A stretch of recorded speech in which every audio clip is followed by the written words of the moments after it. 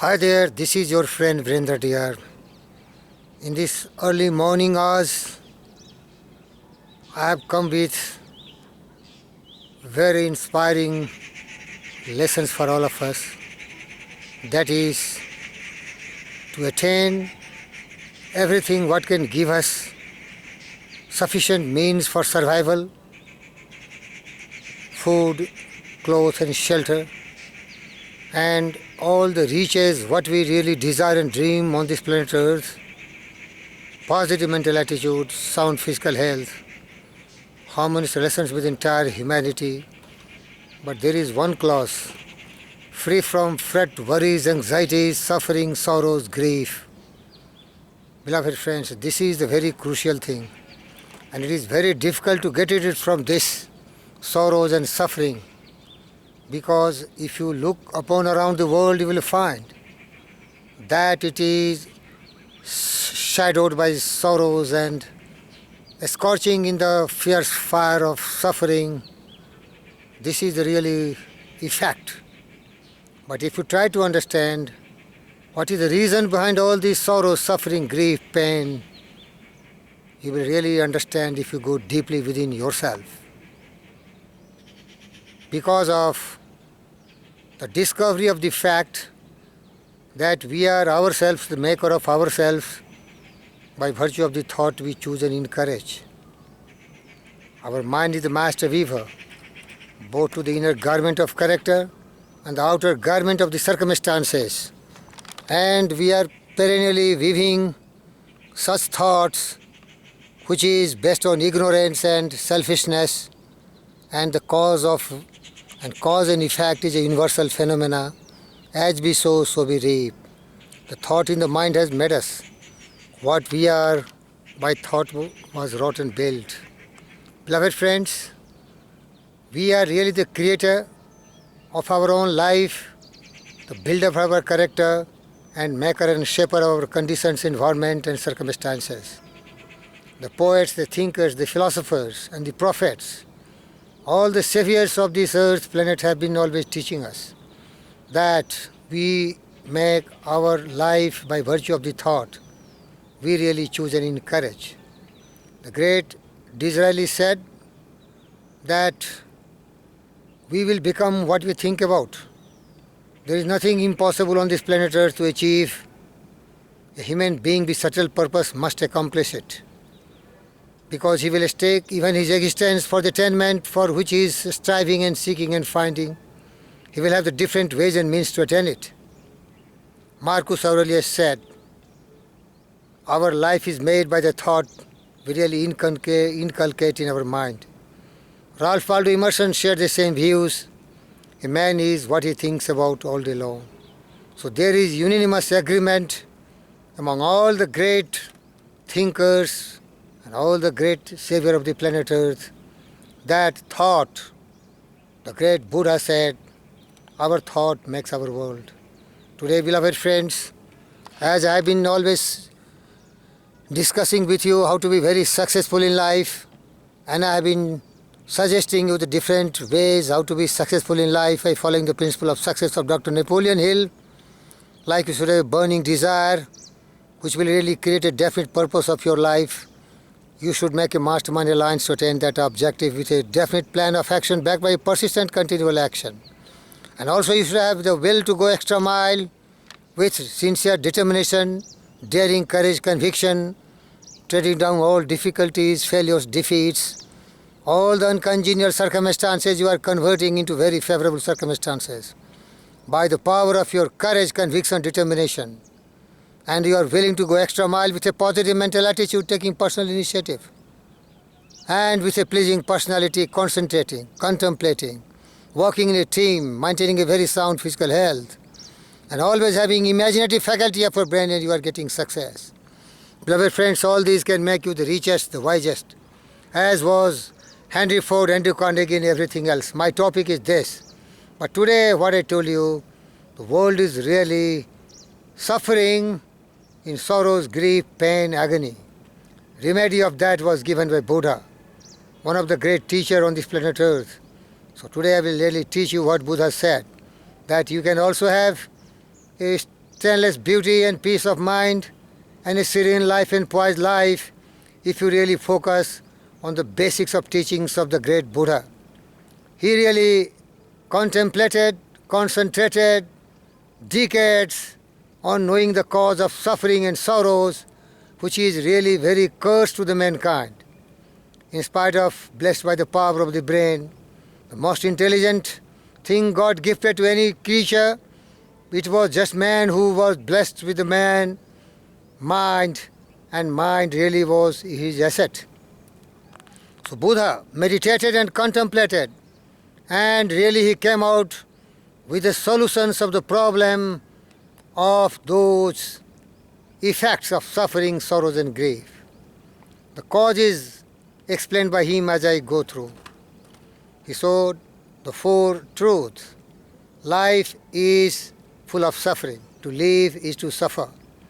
And he really discovered the cause and the reason behind all sorrows and suffering is too much wanting in life, craving for, hankering after, unwanted desires, where the person is really burning every moment in his life because the wants are unlimited.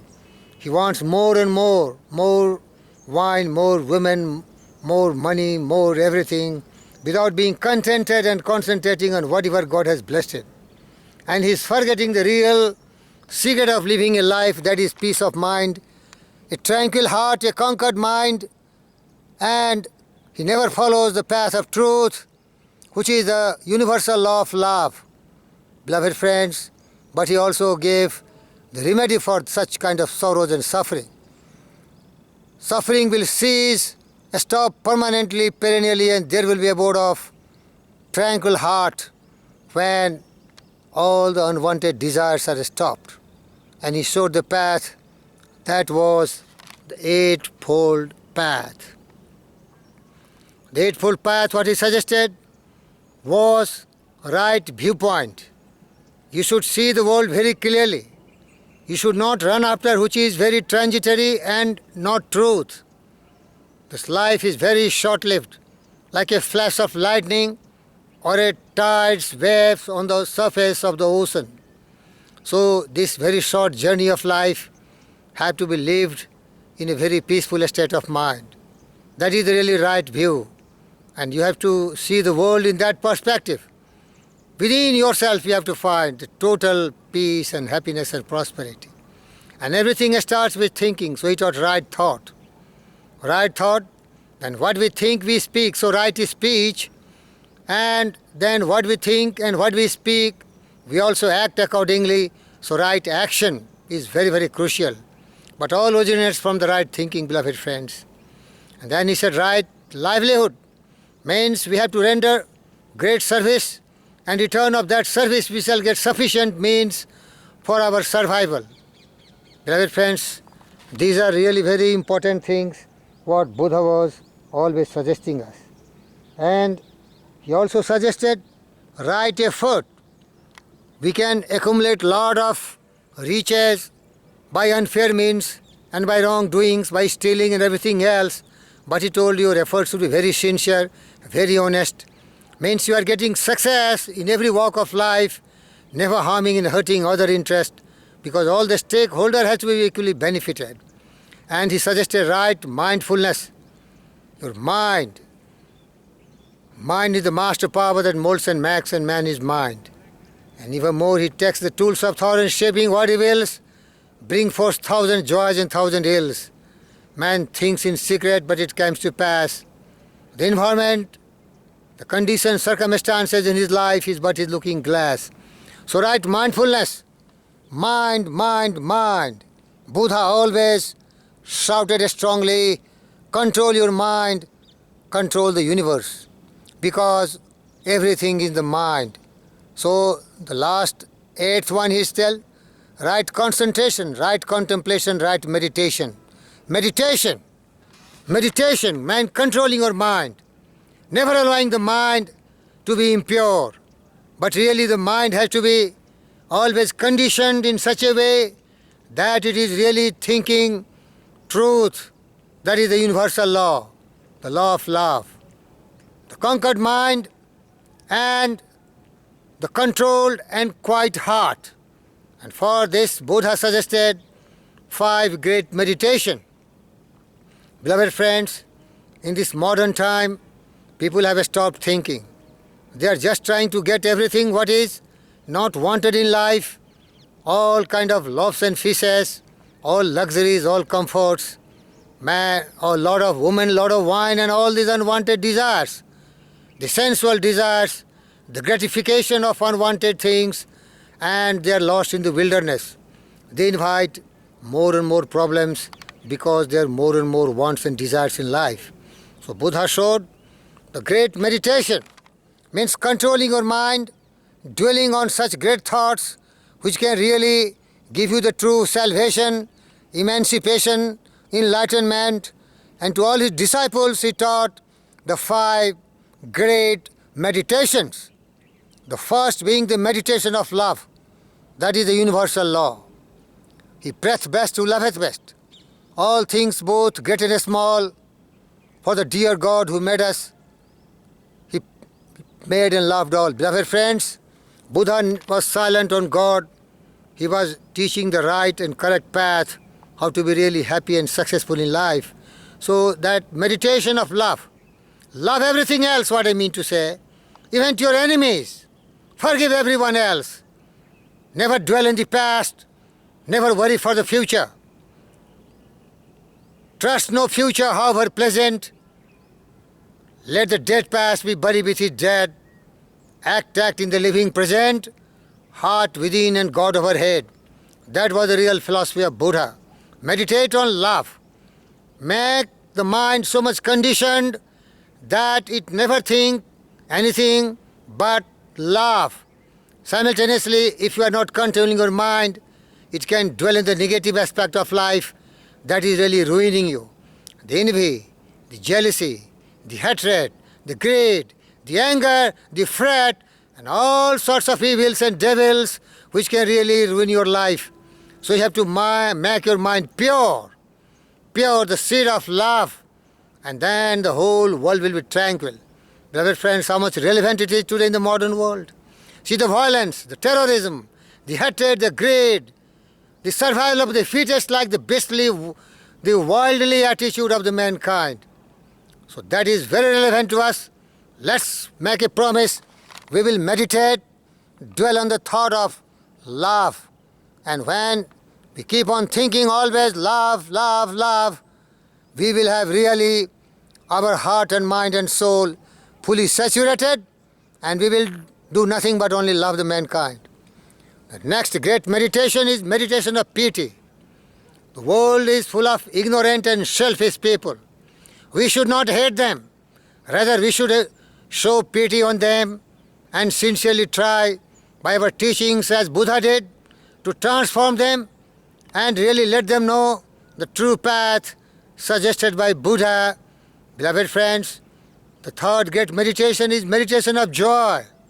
This life must be an abode of happiness, peace, joy, serenity, poise, steadfastness. For this, we have to think in our mind an environment within which will be reflected without joyfulness. Very much joy, joy, joy, joy. A tranquil mind thinking joy, joy, joy. Deeply and deeply, if we keep on meditating, we will see only joys all around the environment, and every creature will be living in that joyful environment. The fourth great meditation, what great Buddha said, was meditation of impurity. We should always focus on our mind on pure thoughts, then our speech will be pure, our acts will be pure, and we shall make always pure effort, and we can create an environment which will be just pure, purity, perfection. Beloved friends, the last great meditation, what he suggested, was meditation of serenity. We have to always think about serenity, that is a serene environment, calmness all around, peace all around, peace, be still.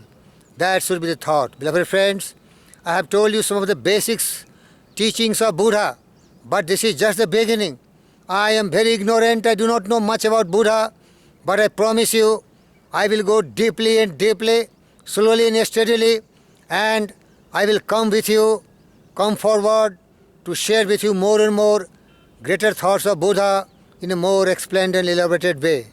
But he also said, what Napoleon Hill said in the success philosophy, that you have to go to the mastermind alliance partner to really achieve your success, because they have the experience. They know exactly the true path. So Buddha suggested the three jewels. Means you have to go great teacher of Buddha. Buddha is teacher. So Buddham Saranam Gacchami, that is a Sanskrit word. Buddham Saranam Gacchami. You go to the shelter and refuge of the enlightened one, Buddha. Because you have to learn from the greats who have dedicated whole life. Then you have to Dhammam Sangam Gacchami. You have to go to the companions, to the true path, the path what he has suggested, all the noble path. So you have to follow that. Means take refuge in the Eightfold Path to really get rid of all sorrows and suffering.